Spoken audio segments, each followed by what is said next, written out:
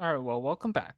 So in the last video, we finished off chapter 3 where we talked about the um, how an integral actually converges or diverges, as well how a function or an integral actually converges if you have a one-sided limit.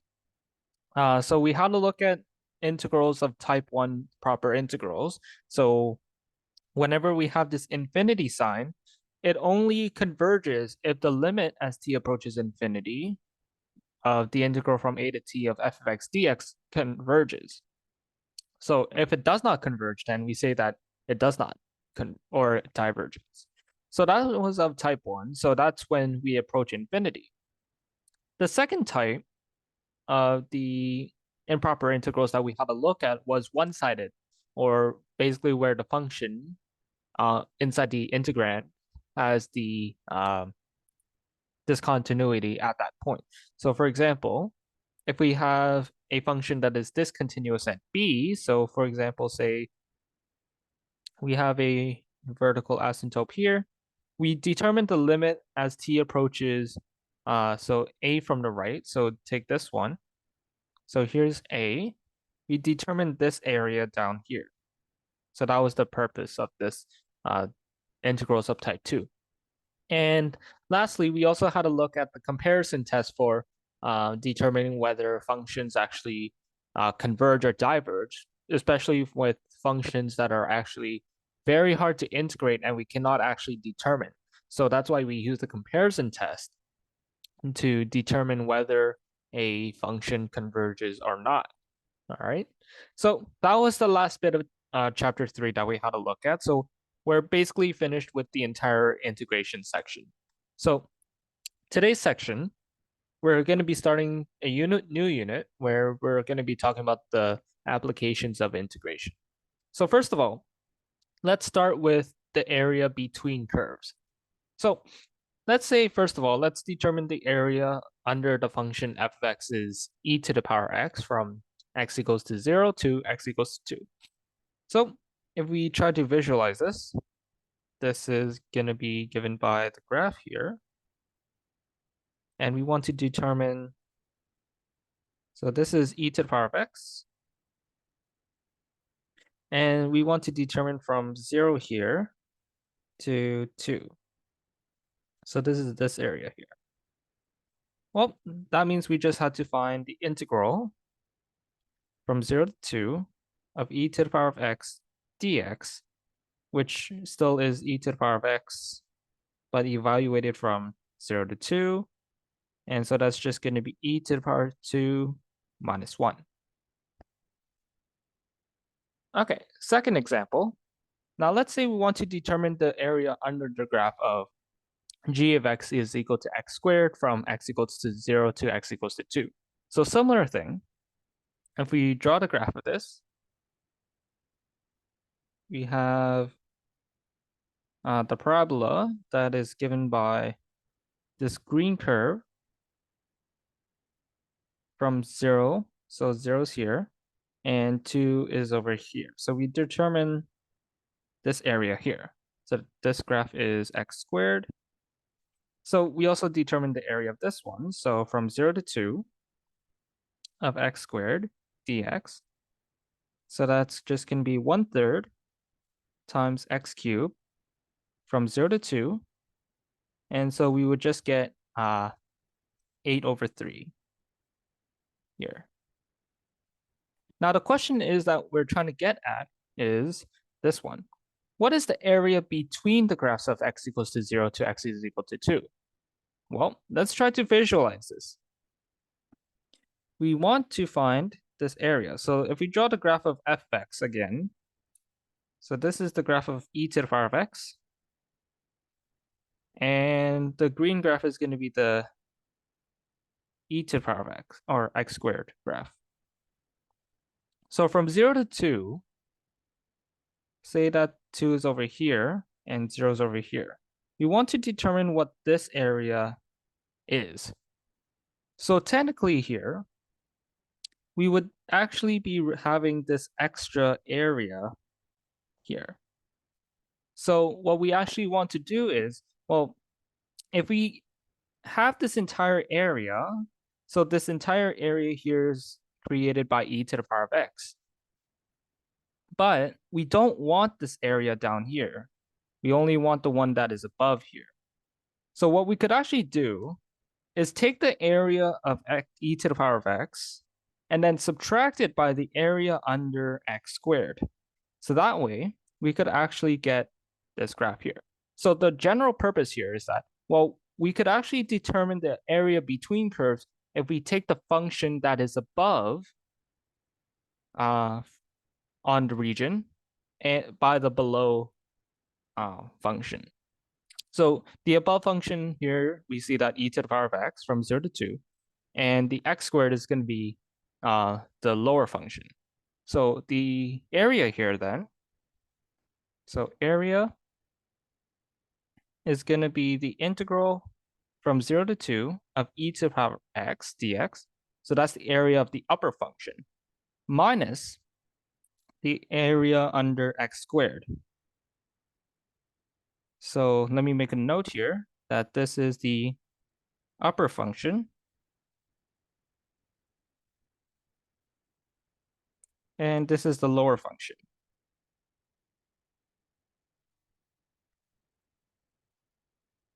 And so we calculated the values already. So we have e squared minus 1 minus 8 over 3, which then becomes just e squared minus 11 over 3. So this is the area between e to the power of x and x squared. So area between e to the power of x and x squared. All right. So what if we want to find the area between f of x squared, f of x is equal to x squared, and g of x is equal to negative e to the power of x? Well, then if we try to visualize this again, so we have the axis, we have the parabola once again. Let me use the green graph. So the parabola is the positive function. And the e to the power negative x is given by the red graph. So this down here. Oh, no. Like that. So from 0 to 2, we calculate this area. So we have some that is in the positive region and some that is in the negative region as well. So how do we calculate the area of that? Well, now the upper function is going to be f of x is equal to x squared, because from 0 to 2, x squared is always going to be larger than negative e to the power of x. So we also know that the integral from 0 to 2 of x squared is going to be 8 over 3. This is by the previous example. But now, because we have the lower function being the e to the power negative e to the power of x, then the integral now from 0 to 2 negative e to the power of x dx is now just going to be negative e squared plus 1. Now this value here, note that is actually negative. So and this is negative, which does not make sense for area.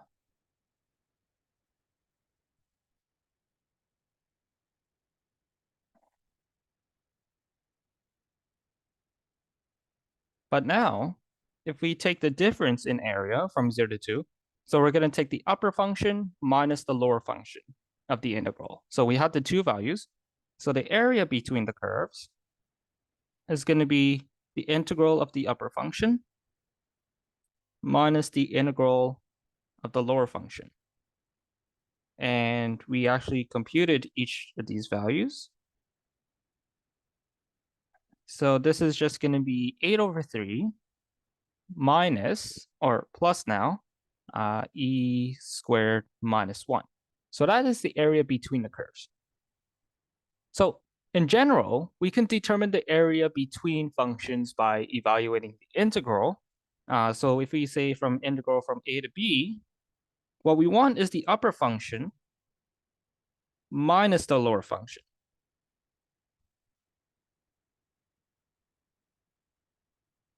And that is the general rule whenever we want to determine the area between the curves.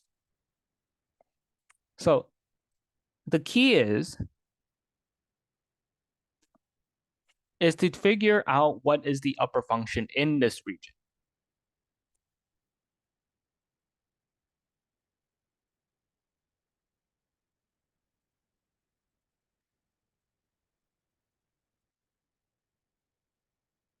Function is from A to B. And sometimes you'll see that you'll have to break up the interval to make a difference. Because sometimes if you're expanding a region, you might have a function in one region where it's going to be greater, and then you would have to swap them, and then so on. We'll see in the next example. All right.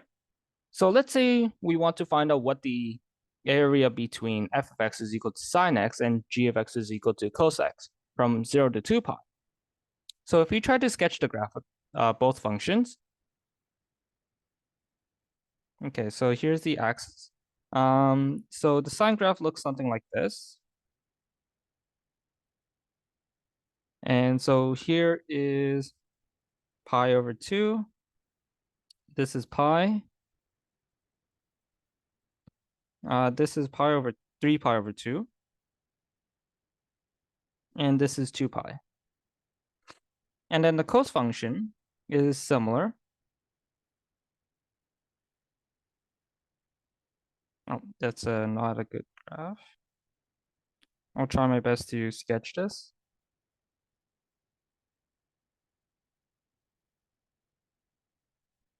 There we go. So we want to determine from 0 to 2 pi. So that is going to be from here to here. Okay, so there are some cases that we have to break up too, because we have part of the area that is between this region here. So the blue curve is actually representing our cosine function, and our g of x, or our f of x, or the red curve is representing the sine function.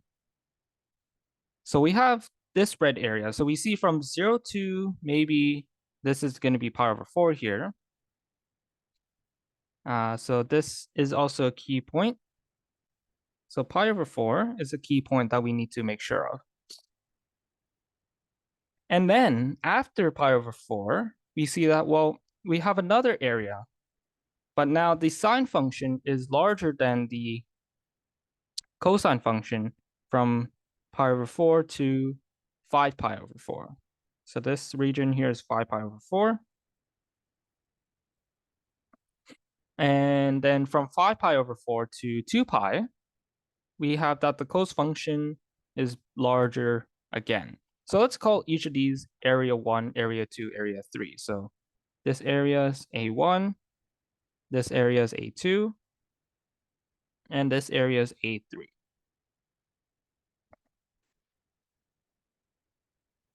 So what we did here was that we found the points of intersection so that we could properly divide the intervals. So we divided here. So this is a point of intersection. This is another point of intersection. So the way that we would usually find the points of intersection is to solve the equation when f of x is equal to g of x. In other words, when sine x is equal to cos of x. So by solving this equation, we would have sine x divided by cos of x. So I'm dividing both sides by cosine. So we have sine x divided by cos x is equal to 1. But this is just going to be the tan of x then, which is equal to 1. And then so we would have two regions where tan is equal to 1. And so we have to know our quadrants here as well. So that means x here, if we take the inverse we could either have pi over 4, which is in quadrant 1, and then we have quadrant 3 as well, where it's also positive. So this would be 5 pi divided by 4. So these are the 2 points of intersections that we need to know. So the key note here is that we find the points of intersection so we can properly divide our intervals.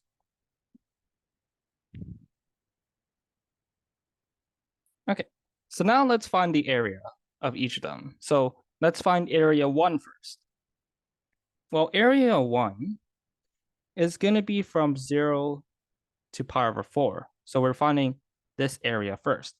Well, the upper function is going to be the cos function. So we take the integral from 0 to 2 pi, or pi over 4 first. The upper function, which is cos of x, and subtract it by the lower function, which is sine of x. So taking the integral of each of these functions, we get sine of x plus cos of x, evaluated from 0 to pi over 4. Now this value would just give you, if you find each of these values, we would get, so sine pi over 4 plus cos pi over 4. So that's for the first value. Subtract sine of 0 plus cos of 0. So this value is equal to 0. The first value is equal to pi over 4. Oh, not pi over 4. Root 2 over 2 plus root 2 over 2 and minus 1. So that would actually be simplified to just root 2 minus 1. So for the second area, we would actually have to compute the area between pi over 4 now to 5 pi over 4.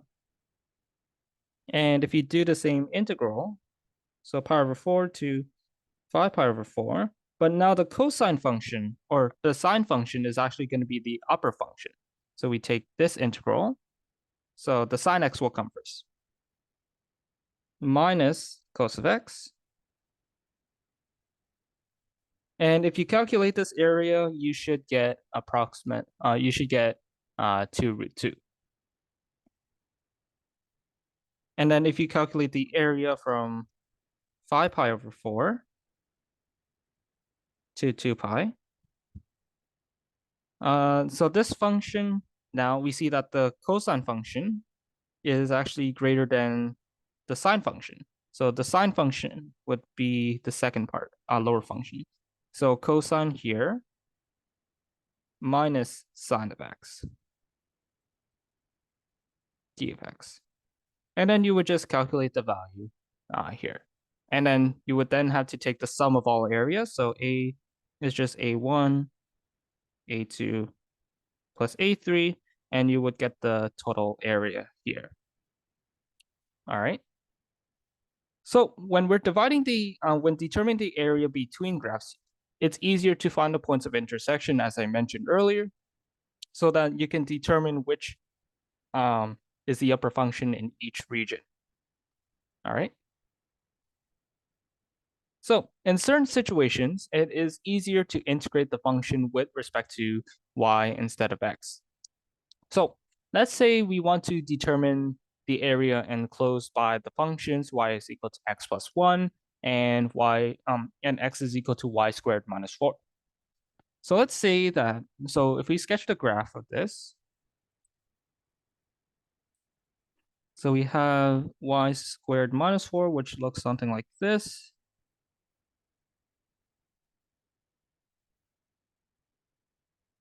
And we also have the linear function x plus 1. So here's 1, So that's our graph there. So we want to determine this area over here. But how do we do that? Well, first of all, let's find the points of intersection. So to find the intersection points, let's say we substitute y is equal to x plus 1 to x here. So that means here, x here.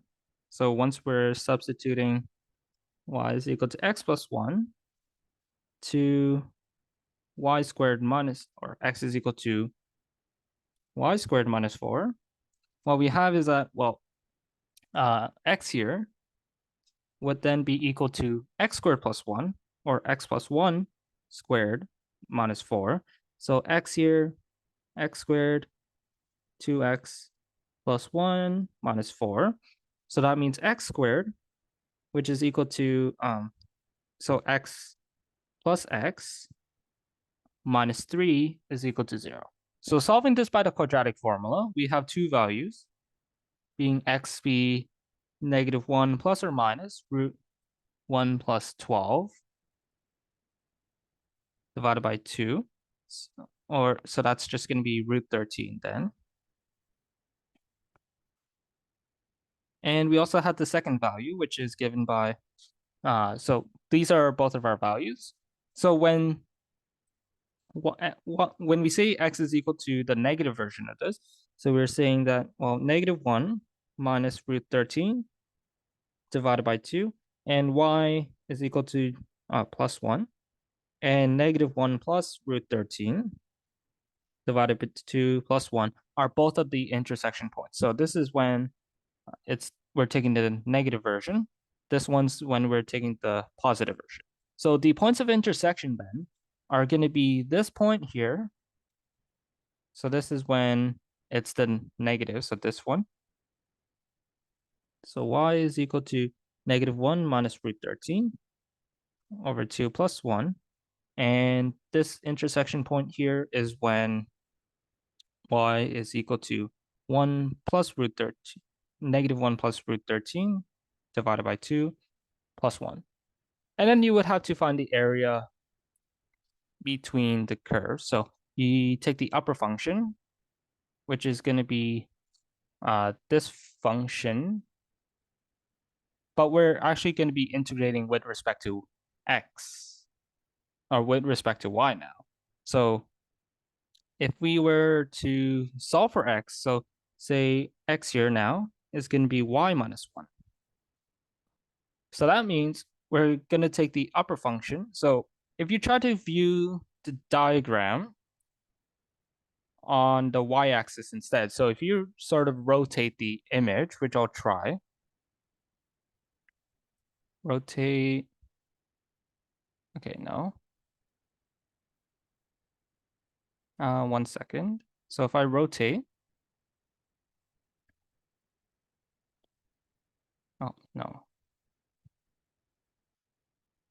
Okay, let me rotate. Okay. So if we view it like this way, we see that while we're considering the upper part here to be the positive y-axis, this is the positive x-axis.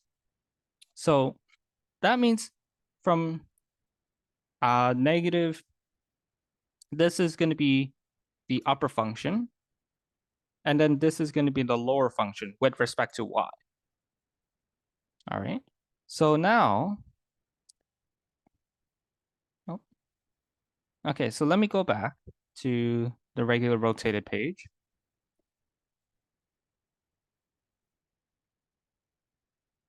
This is taking a while. Okay, there we go. So that means we actually compute the area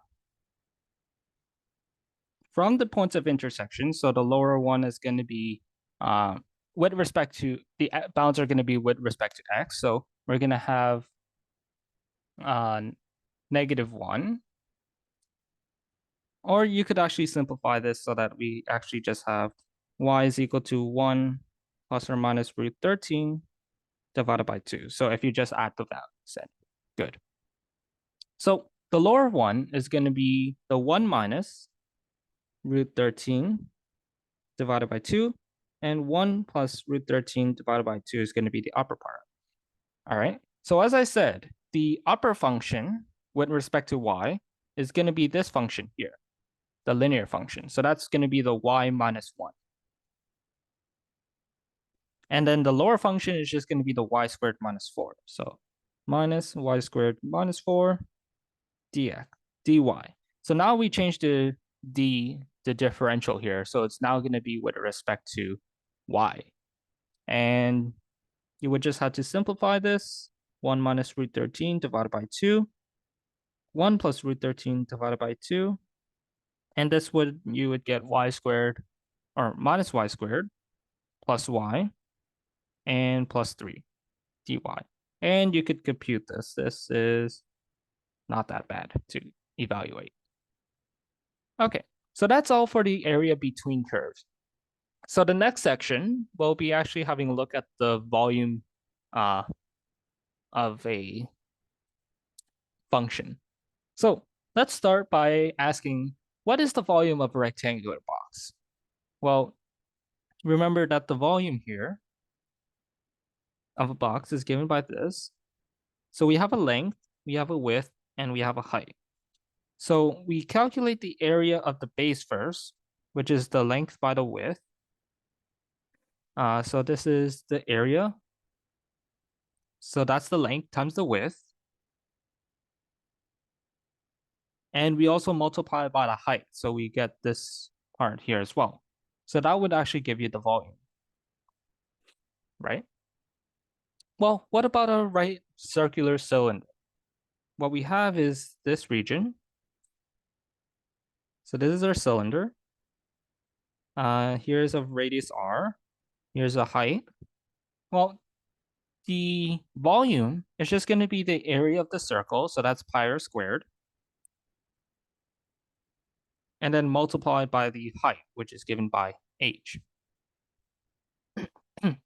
Now, what about a cylinder with a triangular base? So that means we have a triangle here that looks something like this. And so we take the area of the triangle. So that's going to be base times height divided by 2. And we multiply by the height here. So this is base times the, let's say, height of the prism. So h1 and h2. So base times h1 divided by 2, that's the area of the triangle, times h2, so which is the height of the prism. But in general, what is the volume of a cylinder? Okay, so, or of any shape, really. Well, the volume, notice that each of these have areas between them, the formula for area. So in general, the volume is actually just going to be the area of the base times the height of the object, the shape. So we could use this to determine the volume for other solids. So for example, if you want to determine the volume of this shape, for example, we cannot really use simple formulas to actually determine what the area is. We don't really know what the height is over here, so that's going to be a problem. So suppose we have a solid that has cross-sectional area that is defined as a function of x. So, for example, say we have this curve. Let me do a better one. Okay, that's good. And we have something that looks like this. And so this is the base here. That's the volume that we want to find. So each of the area over here has a area of fx. So the area is actually equal to fx here. So we want to determine the volume of this region over here. So that's what we want to find out. All right. So so one way we could actually do this is using a method similar to the one we use to find the area under the graph. So if we first subdivide the length from A to B into n subdivisions. So for example, we would actually have, so if we divide this region that we have drawn into regions A to B, so if we, so divide is like cutting a slice of bread or cutting a piece of bread. And so we have each of the pieces here. So we have each of them that looks like this. Maybe a small one, and then a big one here. And let's say there are about infinite number of these types of shapes. So the thickness between them is actually going to be our differential delta x. And the area of each of these contains in the function f of x. Because we know that the area of the curve is f of x, so we just want to know the height. So that means the volume of each of these shapes here. So we say the volume is just going to be the area of the face. So the face area, let's say.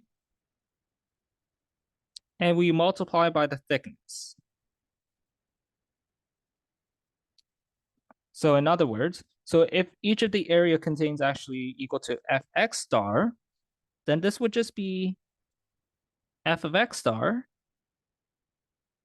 times the delta x here. So an approximation for the volume of the solid will be the sum of all the shapes that we have drawn out. So consider this being, for example, infinite number of slices. So that means we could take the limit as n approaches infinity. So if we do that, so the limit as n approaches infinity of the sum from I is equal to 1 to n of f of x star or fxi star times delta x. Well, this is a formula that we're recognizing, which is the area under the curve, which is given by f of x dx. So the approach here is that we're using the similar method to find the volume this time. Okay, so using this definition, let's try to find the volume of the cylinder using an integral. Well, let's say we have the volume of cylinder that's drawn like this. So meaning that we have a function that looks somewhat like this. So you have a constant and we draw maybe a circular round like that. And this is from A to B.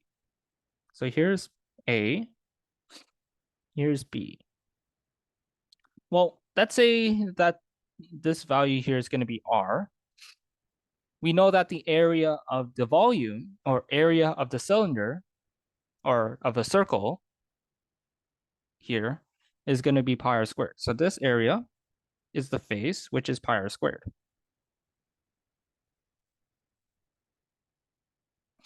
So that means the volume here is then just going to be the integral from A to B of the area times d of x.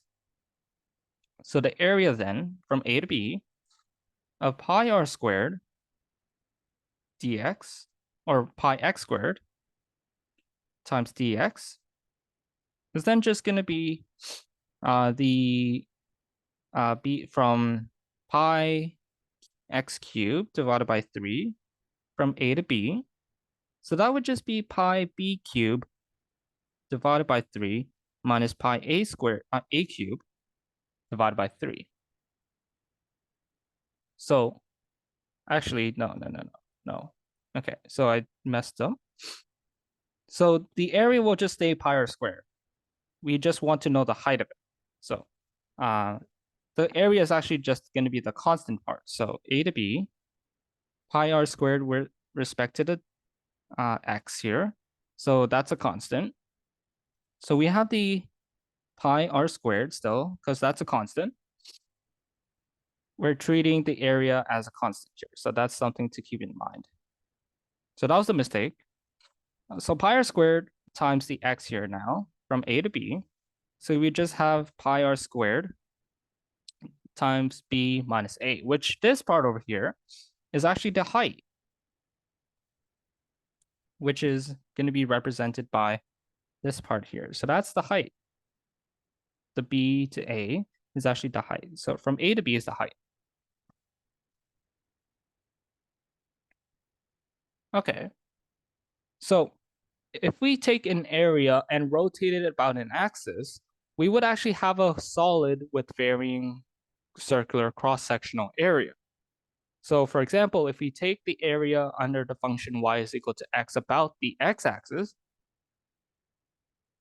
so what is the volume of the solid from 0 to a? So if we visualize this, we're taking the function y is equal to x, and we're rotating it 360 degrees so that we would actually have another branch out this way. And then if we rotate this 360 degrees, we would have a cone shape over here. So the function that we're actually having here is y is equal to x. So that means the cross-sectional area here is this circle region here, which is pi x squared.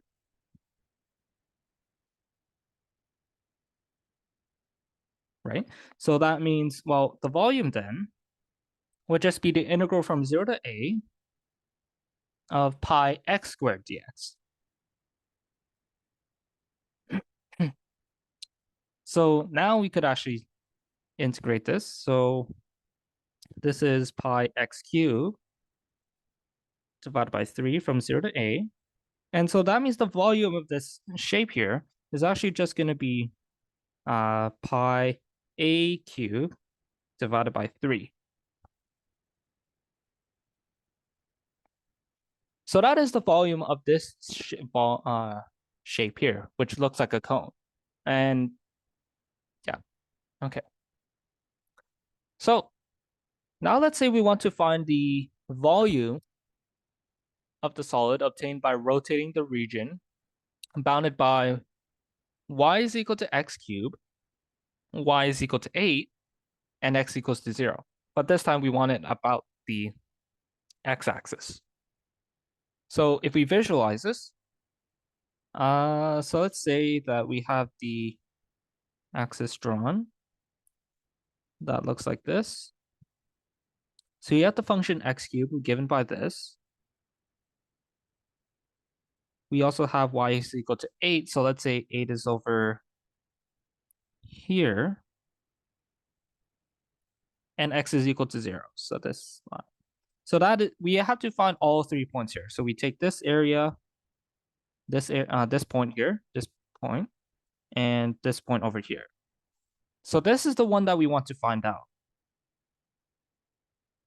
So this is the point 2 here, right? So we want to find the area between that first. Or so let's find the points of intersection.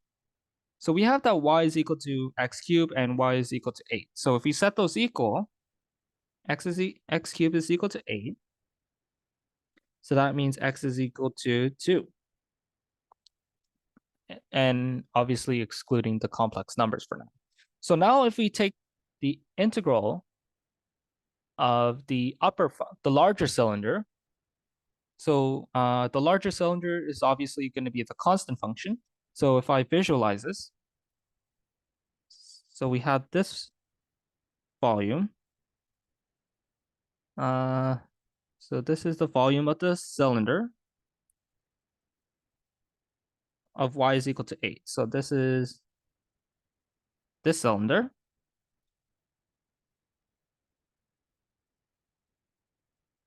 Where y is equal to 8. So this area or this volume here Well, we know that the area of the circle here is just going to be pi 8 squared.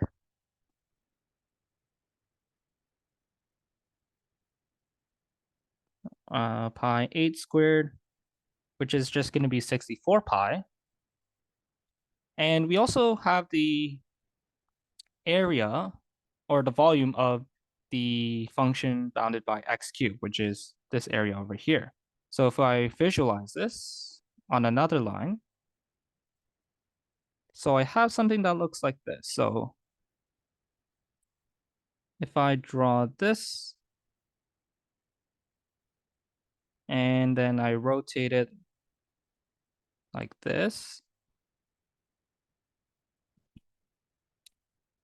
I have something that looks like this. So that means I want to find out what this region over here is going to be, or the volume here. So that is after I add the function y is equal to x cubed into this part here. So this part is the x cubed. We take it away. So take this entire thing, subtract this part over here. So if we want to visualize it on the sideways, we have this figure that looks like this. So that's the area, that's the cylinder. And then we had the shape that looks like a funnel going down to the origin. Looks something like that. And the thing that we want to find out is this volume that's around the space here. So that's what we want to find out. So we find the area, so we know the area of the larger part, which is obviously going to be the cylinder, and we subtract it by the volume of the funnel over here. So the area of the funnel at any point x is just going to be pi x cubed squared. So that's going to be pi x to the 6, right? Okay, so now we want to find it from x equals to 0, so this part, to x is equal to 2. That's our bounds here.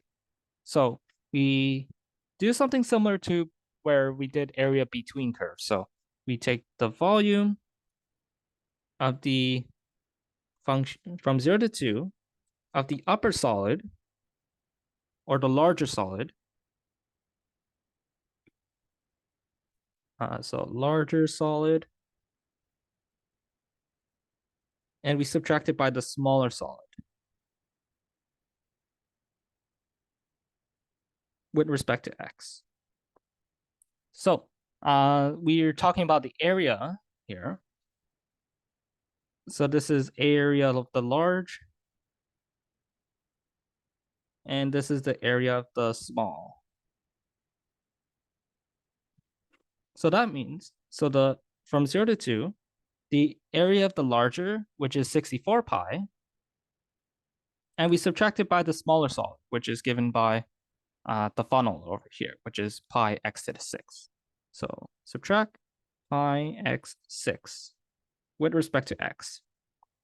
So if we integrate these now, so pi from 0 to 2 of 64 minus x to the 6 dx, we would just get pi times the integral, or after taking the integral, of 64x minus 1 over 7 x to the 7 from 0 to 2.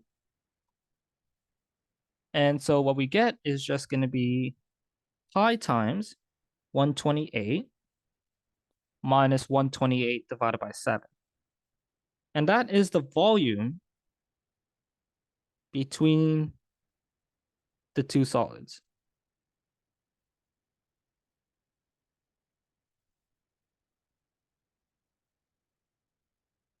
So if we come back to the graph up here, we're actually rotating this about the x-axis. So that's rotating 360 this way. So that means this part gets rotated 360. And then this part also gets rotated 360 as well. So we have another branch coming this way, and we have an extended arm this way. So about here. And then we have this part here. So that's the volume we want to find out. All right. So that's this example. Now let's say we want to find the volume of the solid obtained by rotating the region bounded by the two functions, y is equal to root of x and y is equal to x, about the x-axis. So visually, we have this function. So let's draw the square root of x, which looks something like this. And we also have the function given by y is equal to x. So that's the linear function. Let me do a better y. So that's the root function. And we have the linear function. So this is the area that we want to have. All right, so we first find the points of intersection. So say we let y equal to y, which means that, well, root x is equal to x.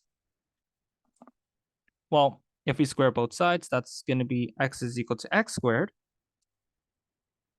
or x squared minus x is equal to 0.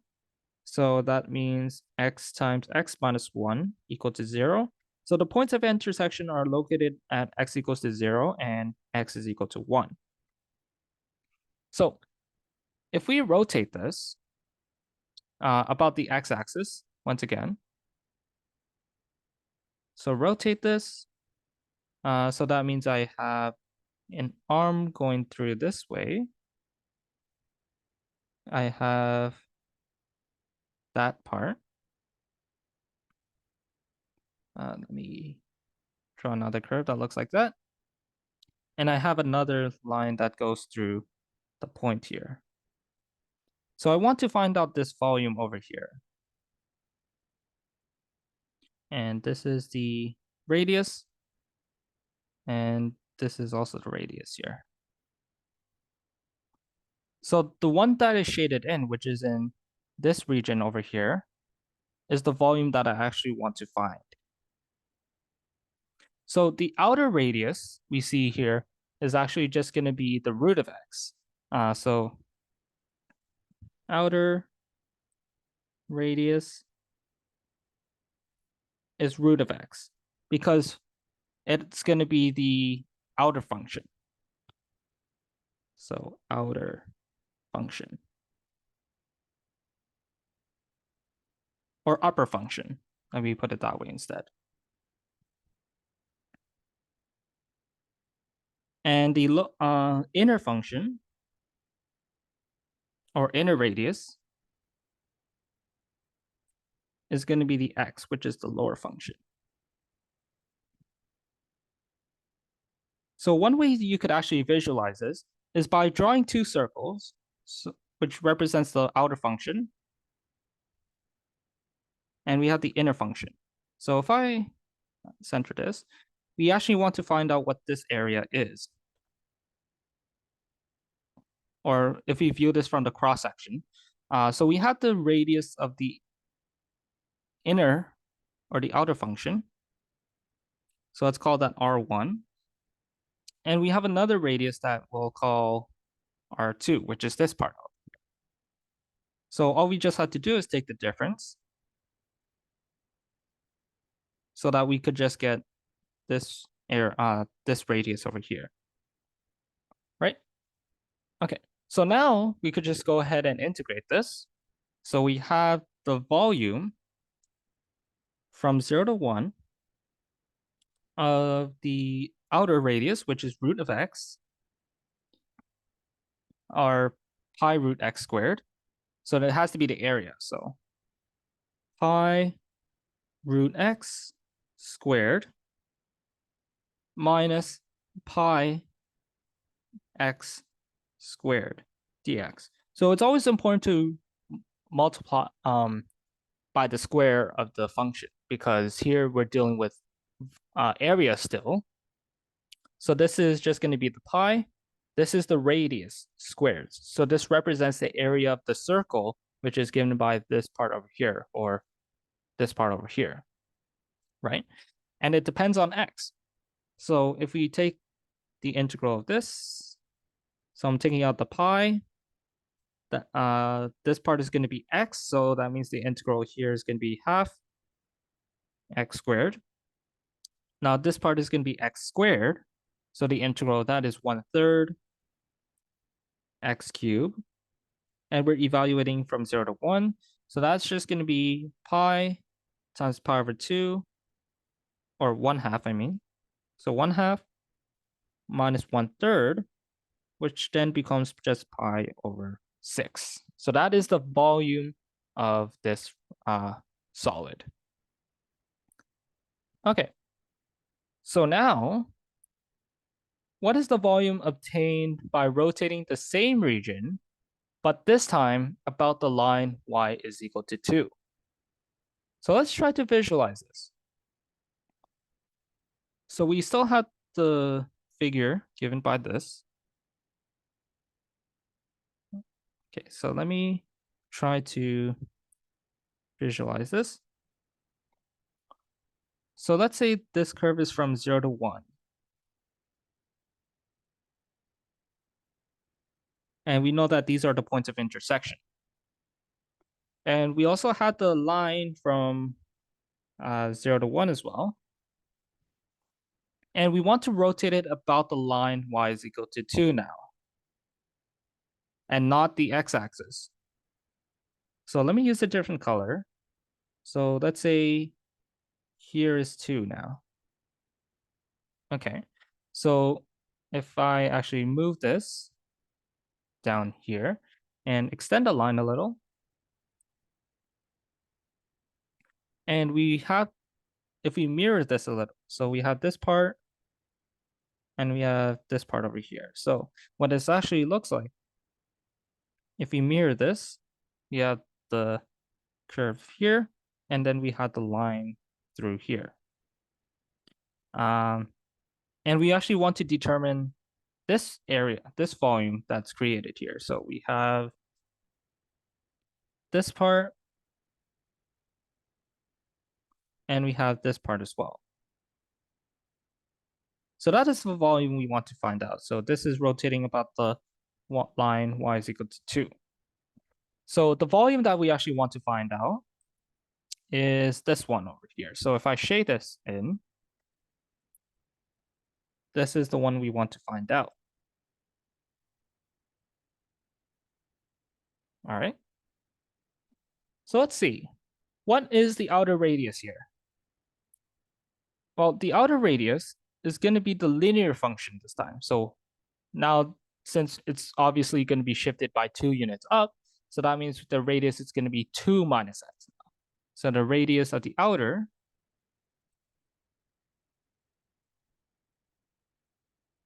is going to be 2 minus x. And the radius of the inner now, because now you see here, this part is going to be the inner part. So radius inner is going to be 2 minus root x. So we do the same thing. We take the volume from 0 to 1 of the outer radius, or pi. So I'm actually going to comment factor of the pi just to make things a little bit easier. So pi is out here. So we have the outer radius, which is 2 minus x squared. And we subtract this by 2 minus root x squared with respect to x. So let's expand this.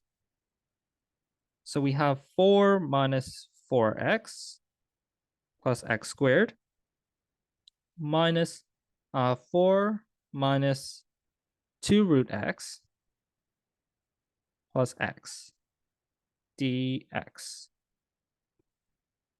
Okay, so we have pi, which is 4 minus 4x plus x squared minus 4 plus 2 root x plus x dx. So let's go ahead and simplify some stuff.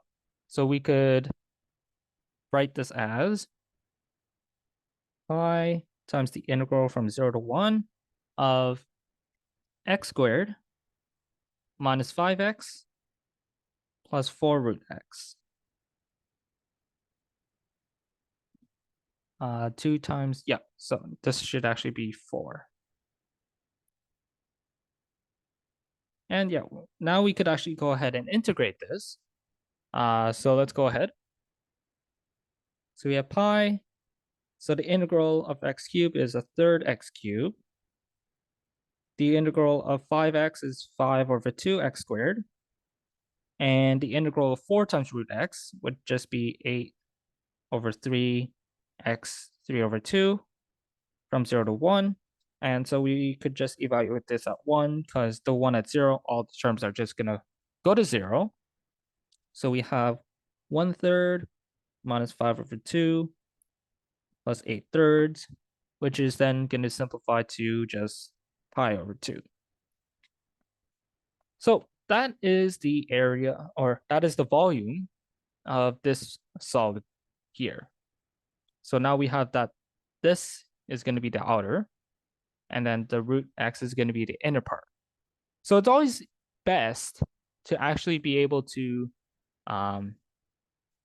visualize this using a diagram. So that's why drawing a diagram could also be helpful whenever you're trying to find the volumes of the solids. Okay, so now let's have a look at volumes of cylindrical shells. So in some instances, it is difficult to determine the volume by using the cross-sectional area. So it is sometimes easier to break up the cylinder, the solid, up to hollow cylinders or cylindrical shells. So suppose we rotate the area bounded by the function y is equal to 2x squared minus x cubed, and y is equal to 0 about the y-axis. Okay, so note that the function y is equal to 2x squared minus x cubed. We have that, well, we could common factor out the x squared, and we just had 2 minus x. So the function, so from 0 as well, so y is equal to 0 is given by this line, and the function y is equal to x squared times 2 minus x is going to look something like this.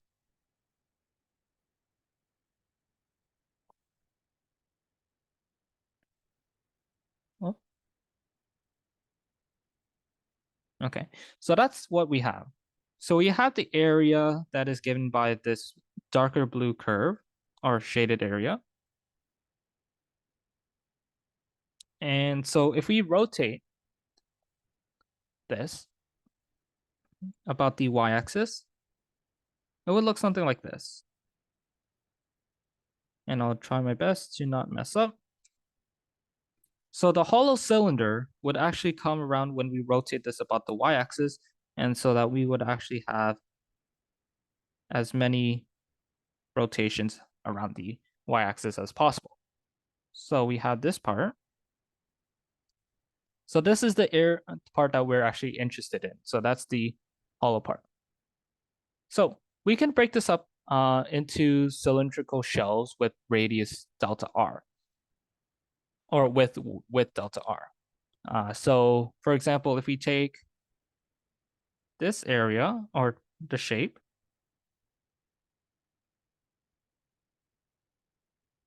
so this is the thickness, here's r, and the width here is going to be the w. So if we cut it, for example, cut one and then lay it flat, we would get a rectangular prism that looks like this. We have the length, width, and the height, which is the rectangular prism. Or we could also slice them,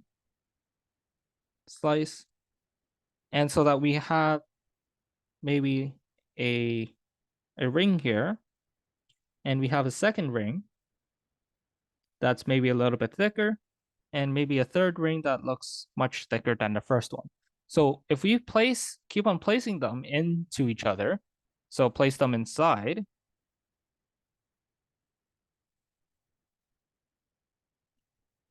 then you get the entire volume. So you get the entire volume. So one thing here, if we consider the length to be the 2 pi r, which is the circumference of the circle, if we consider the width here to be the function, so the width here is always going to be the function,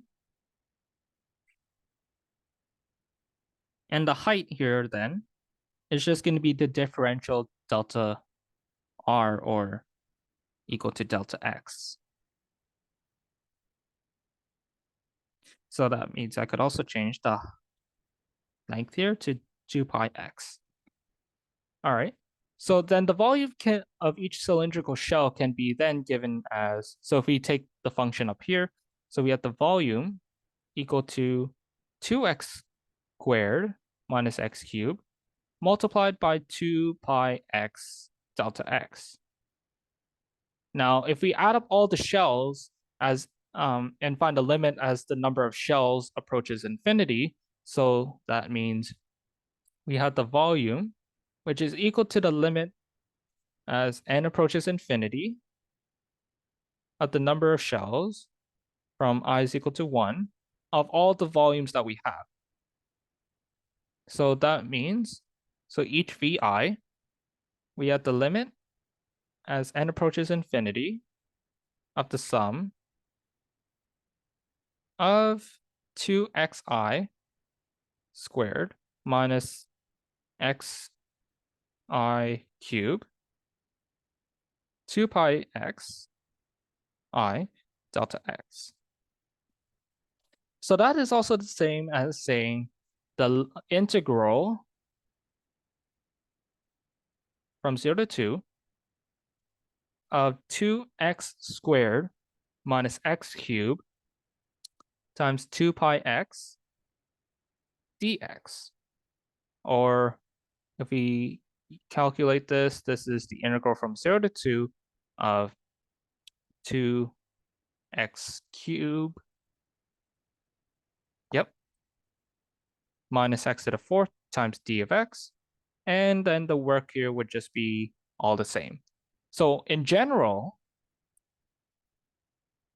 this is important, the volume of cylindrical shells is always going to be given by 2 pi times the integral from a to b of the function f of x times x times d of x. So this is an important formula that we need to know about. All right. So let's have a look at an example. So let's say we want to find the volume of the solid obtained by rotating the area bounded by the function y is equal to x and x squared about the line x is equal to 2. So if we have a look at this using a diagram, so we have the function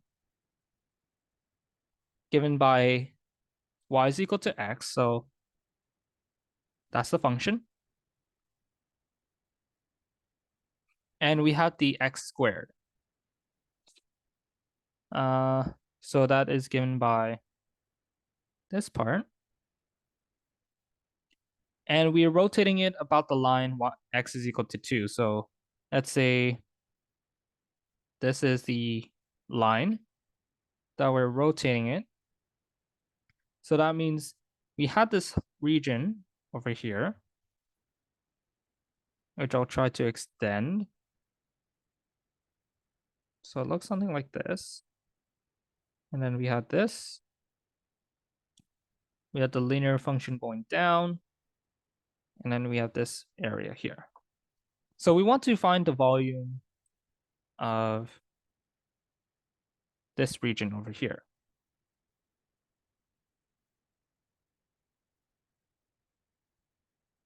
All right. So the outer function, so the outer function is going to be the y is equal to x. Inner function is going to be the x squared here. So that means the height here is going to be the distance between y and x squared. So that's going to be x minus x squared. So we know that the length here is just going to be the 2 pi times the radius. So the radius here actually depends on these two functions as well. So it's going to be 2 minus x because we're also rotating, we're shifting it 2 units to the right. So that means we have to move the radius 2 to the left, to the right. So that means we would have 2 pi times 2 minus x. And the height is going to be the upper function or the outer function minus the lower. So that is going to be from x minus x squared. Okay, so then the volume then would just be the area from 0 to 1, or if I consider the 2 pi as well. And we had the radius given by 2 minus x.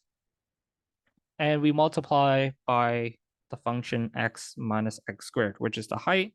Then take the dx. Then we have 2 pi times the integral from 0 to 1. So if we expand all this, we should be able to get 2x minus 3x squared plus x cubed times d of x. Integrate this, we get x squared minus x cubed plus a quarter x to the 4 from 0 to 1. And so that would actually just equal to 2 pi 1 minus 1 plus 1 over 4, which would then just give you pi over 2, which is the radius, the volume of this solid here. Okay, so I think that's where I'm going to end things for today's session. So in the next lesson, we'll actually be talking a little bit of work. We'll also be talking a little bit on the average value of a function, and we'll also be talking a little bit more on the arc length as well. So if you have any questions about the concepts that we have talked about today, just feel free to let me know in the comments down below. So without further ado, I will stop this recording. So I'll see you guys in the next video.